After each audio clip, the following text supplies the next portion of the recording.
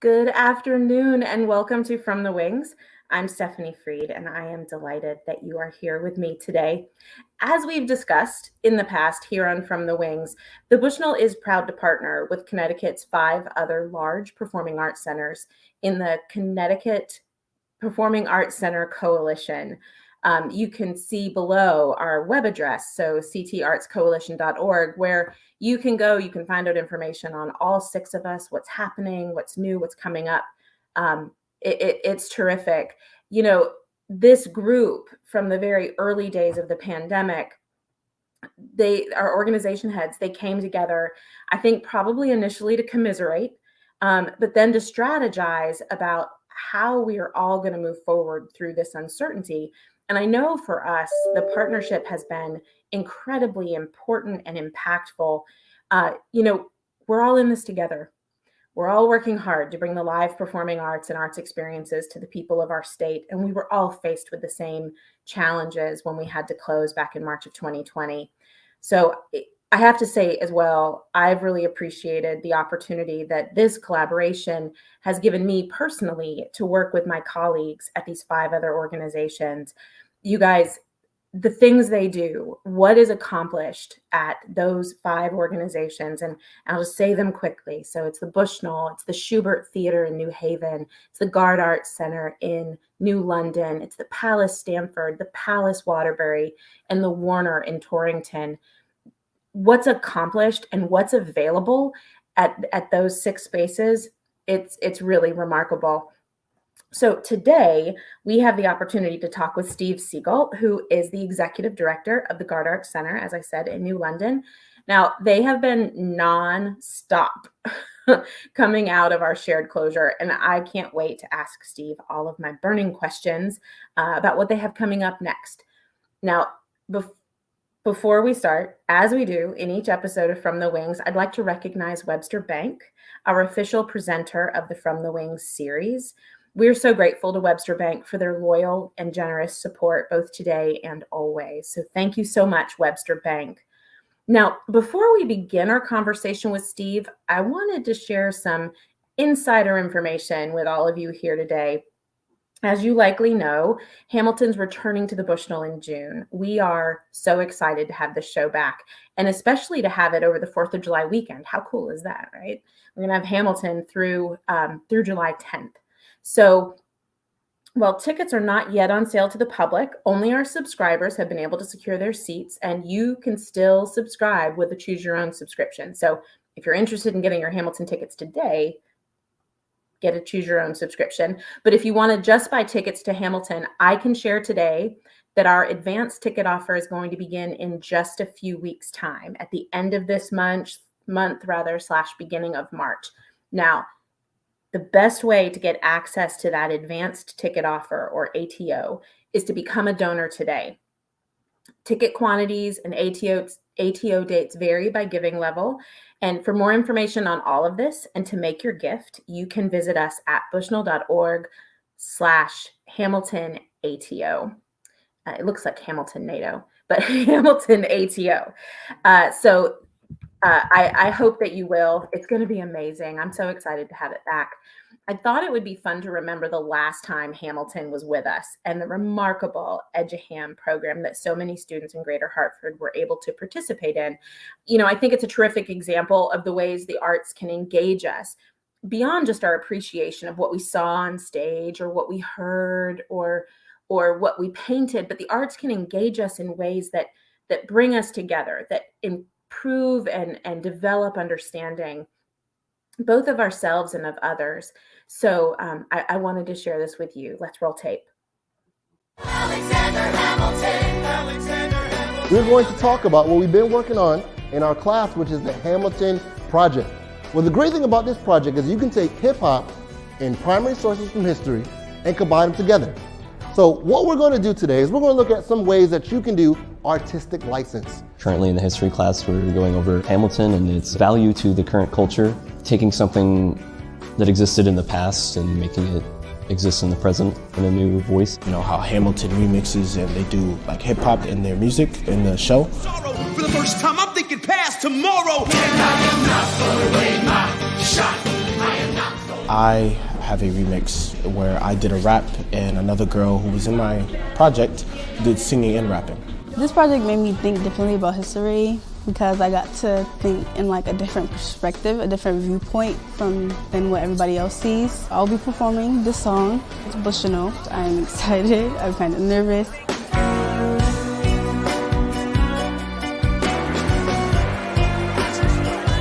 So students are very excited to come today. They're getting to see a production of Hamilton at the Bushnell. Many of them would not have that opportunity to come here otherwise. I think many of our students are first-time attendees to the Bushnell. I'm especially excited that the kids get to come because they're able to relate something to their own lives. They see how theater is relevant, they see how history is relevant, and they can see themselves on stage.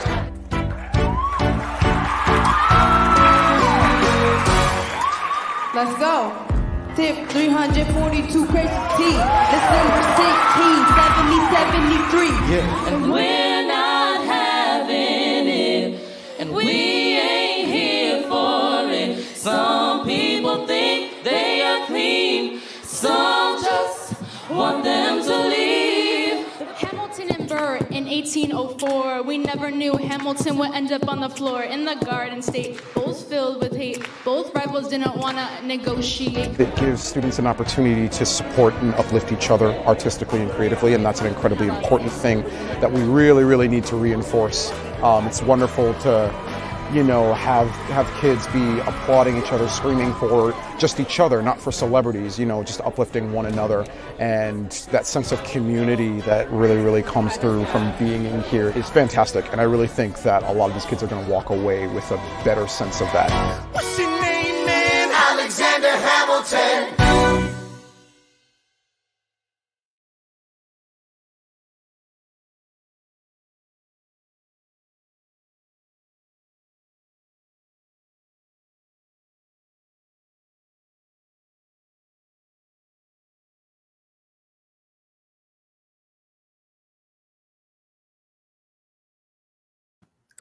Seeing those kids on our stage, seeing them in our audience, seeing the way they're engaging artistically with each other and even in themselves, it's just everything. It makes me so happy.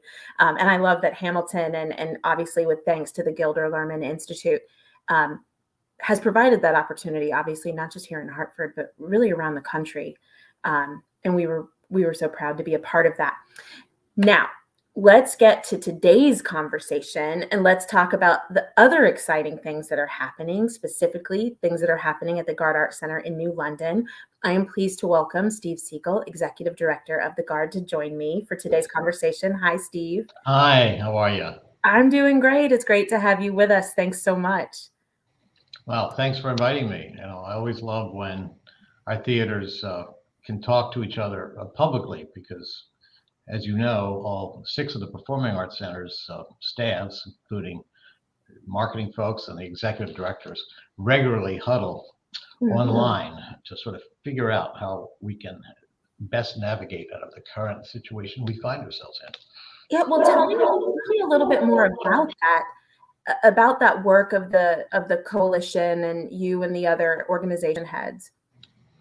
Well, one of the first things that happened when COVID hit is that cities shut down, literally shut down.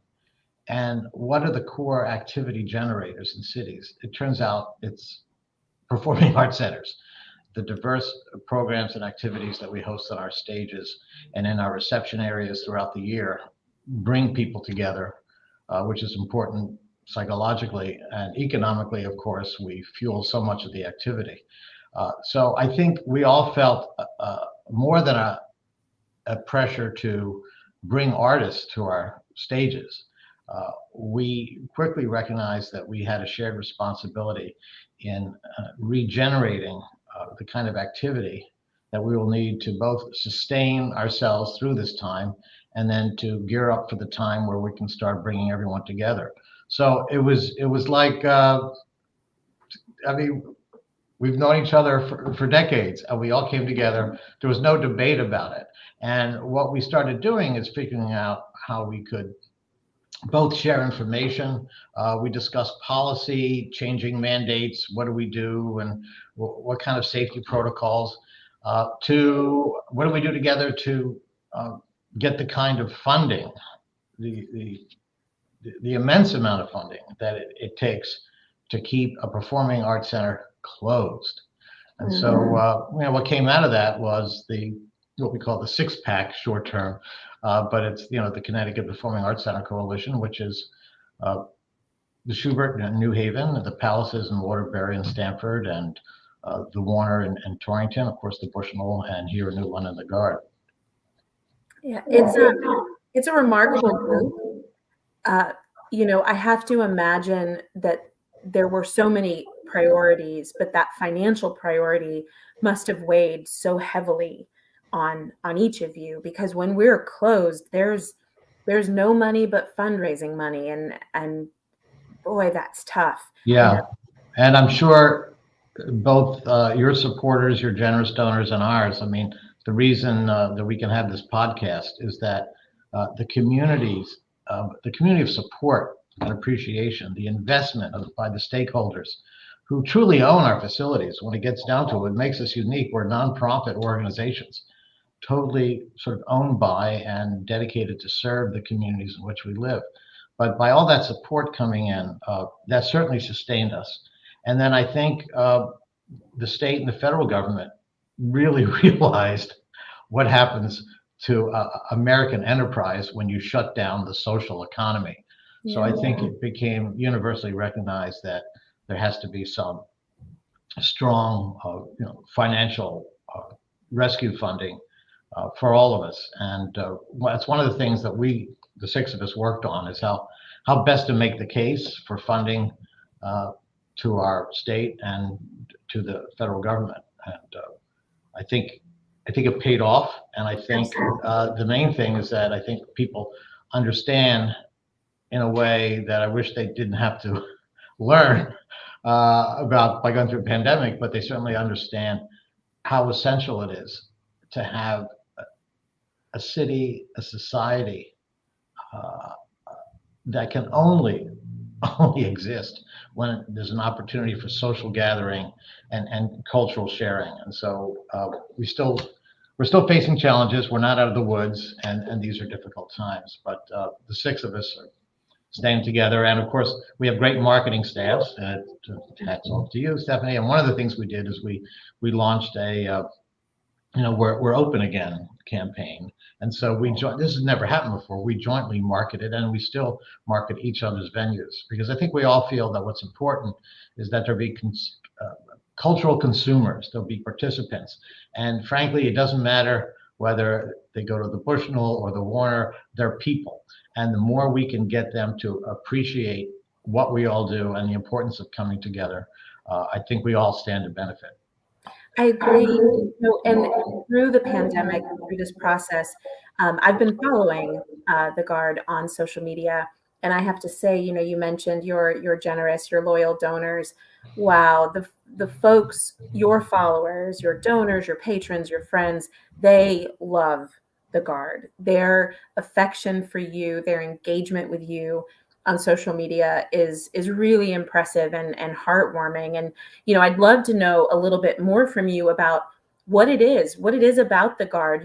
What are those programs and performances that make people so passionate about you, and how has it been to get back to that with the reopening? I think one of the unique things about the Garde is the city in which it's located. It is 6 square miles. It is 25,000 people. There is no major city. There is no Hartford or New Haven or Bridgeport here in southeastern Connecticut. So what we have to do is sort of quilt together the very diverse audiences from both the shoreline communities, the summertime vacation home communities, out into the rural areas.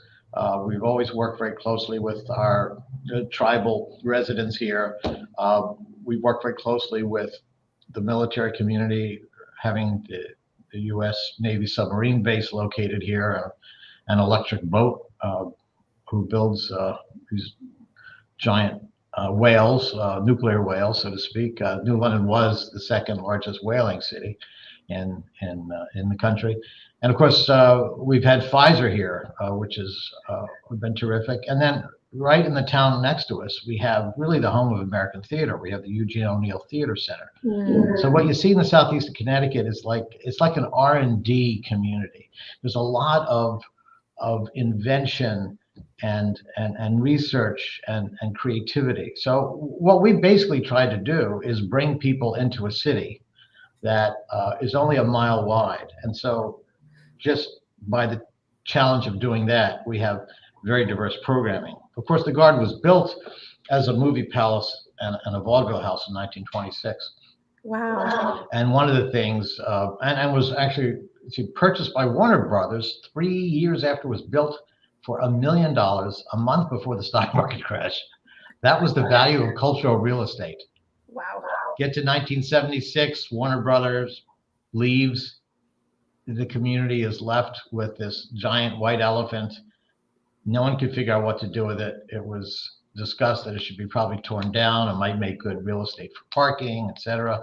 And then the Garde Arts Center nonprofit came together with the mission of both saving the theater and trying to figure out what the theater could do to serve not only New London, but all of the region.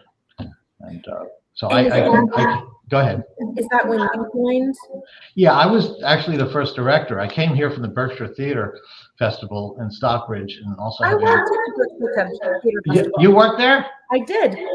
Really? Yeah. I was there in 95 and 96.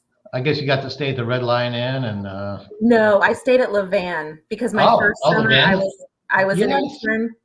Levan. Yeah. Oh my God. Yeah. That's so funny. That was a great place. Well, yeah, and prior to that, I was running a theater in San Francisco. So New London was a very interesting place for me, and the challenge to me was, well, I get in Boston and New York and San Francisco, the arts are a big deal. It makes sense. You have millions of people. So what can the arts do in a sort of diverse, blue collar, working class research community? And that was the challenge. And I came here back then in 1988. And one of the first folks I turned to was someone who ran a much larger facility in a larger city, because I needed some insights about, so how do you run a performing arts center? And tell me about this state of Connecticut. And that was Judith Allen at the Bushnell, who was so gracious. She came and met with my new board at the time. They had just hired me. They were running everything just as volunteers. And she was just so gracious. So I have a personal connection to the Bushnell. Wow. I know how important it is for all of us to reach out. Our diverse programming now includes, we have touring Broadway, we have contemporary music. We're very proud of the way in which we've been able to reimagine and sort of continue the legacy of great cinema. We have a state-of-the-art digital cinema system here that allows us to do commercial first run, special previews, and festivals. Right now we're having the Breeze Line, formerly known as the Atlantic Broadband, but now the Breeze Line, a winter cinema series featuring, as we do every year, the finest films from the previous year, especially the Oscar-nominated ones. We've developed a relationship with Netflix, in fact, for this series 3 years ago. And Netflix doesn't look for theaters to show movies, as you probably can imagine. Nonetheless, they were very intrigued by us. We had a local connection, and we were able to be just a handful of cities throughout the world who just a few years ago were able to access all of their films that were currently in the pool for Oscar nominations. And today we have all the studios working with us. So this week, tonight, we're doing King Richard, which has won numerous Oscar nominations. And we also have, let me just refresh my memory quickly. The lineup was remarkable. Was it Licorice Pizza? Was that last week? Yeah, we did Licorice Pizza. And Respect. we're doing Belfast Oh, tomorrow, and then on Saturday we're doing Respect, the Aretha Franklin story, and then we're doing Power of the Dog. So we especially love our movie series right now at a time in which people are afraid to go out because it's general admission, and I don't think any of the 6 theaters, 6 performing arts centers are turning away people at the door right now. So there is room, and with a 1,400 seat theater, to have 300 or 400 people see a movie on a giant screen the way it was meant to be seen is really it's a great experience. well, giant screen, but let's also just say in an amazingly beautiful theater, the architecture of Yeah, the it was Garde. built as a Moorish, Moroccan, Mid-Eastern with interior, which actually wasn't atypical at the time. In the 20s, the studios, it was really the filmmakers, began to build throughout the country exotic places where an audience would be transported to parts of the world that they could perhaps read about, but they would certainly never get a chance to visit deep Africa or even Europe. This is really before air travel was prevalent. And so a lot of these places reflected the fascination of the times. And the 20s was, by the way, the great period of archaeological discovery. So you had the Aztec and Mayan discoveries in South America. You had African discoveries, and of course, King Tut's tomb was discovered. So you began to see movies, The Sheik of Araby, Tarzan, about these places. And then you began to see the theaters built to sort of mirror them. There are theaters called the Alhambra, the Mayan, and the Garde. They just chose that particular Moroccan interior, which when I came here in 1988 was completely covered with 3 layers of paint.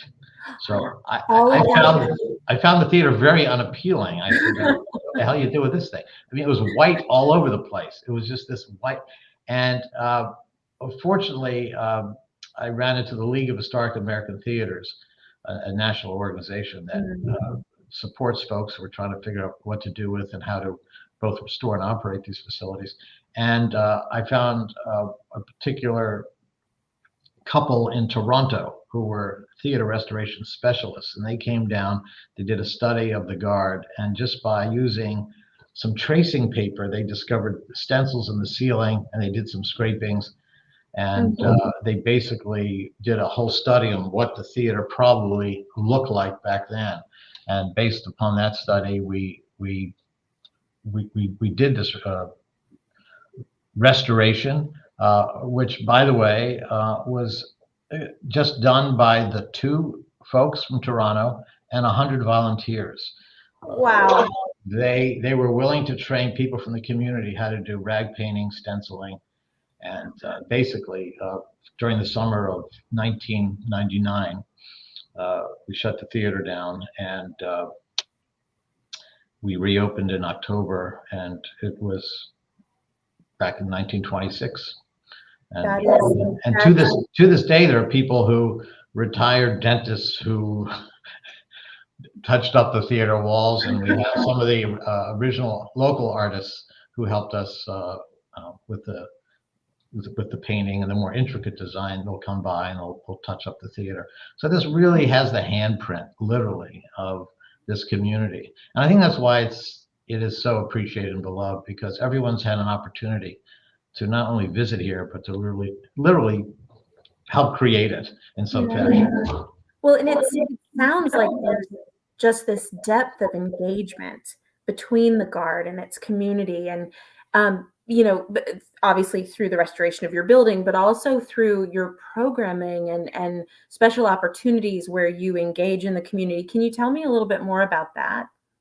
Yeah, well, from the beginning, I remember we were doing regional from the earliest times when the state was funding inter-district grants for nonprofits and cultural organizations to work with school districts to provide programs outside of the school day provide cultural programs for kids from different towns. We've always had a focus on youth. It really came to a intense focus about 12 years ago when there was a murder of a young artist and pizza maker who lived around the corner from the Garde, and he lost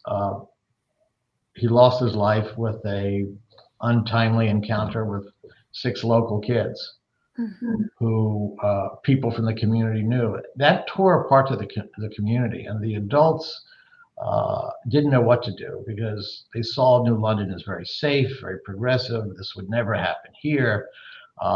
And what really turned the city around was young people who I didn't know at the time talking about if they could show the community who they really were, people would not be afraid of them, and they would understand who they were and what they could do.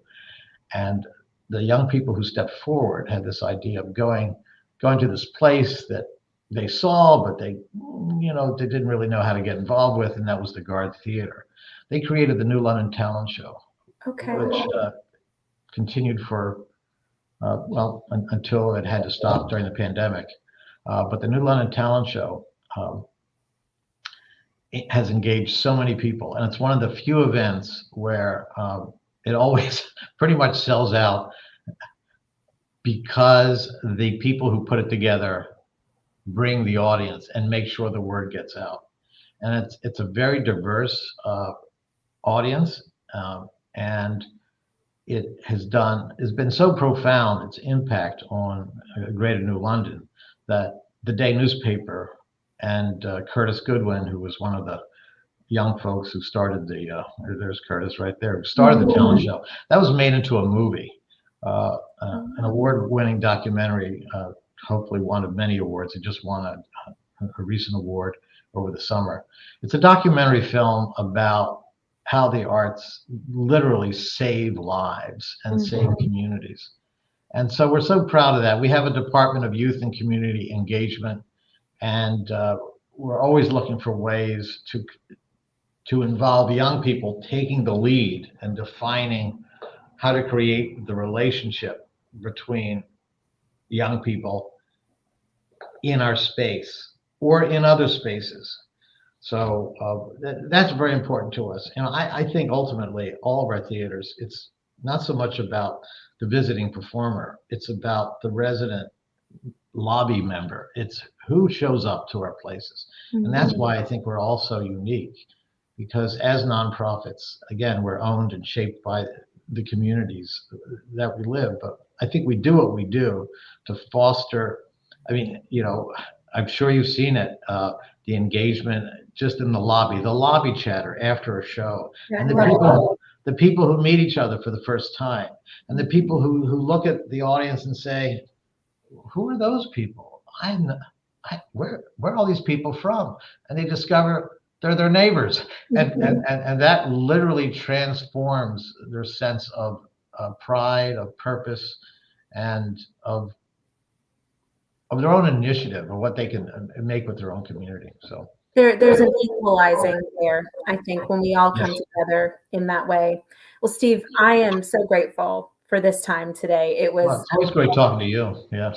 It was a pleasure to talk with you, and I could keep going, but we are out of time. So thank you so much. If our viewers today want to know more about the Garde Arts Center, you can visit their website at gardearts.org. See it there at the bottom of your screen.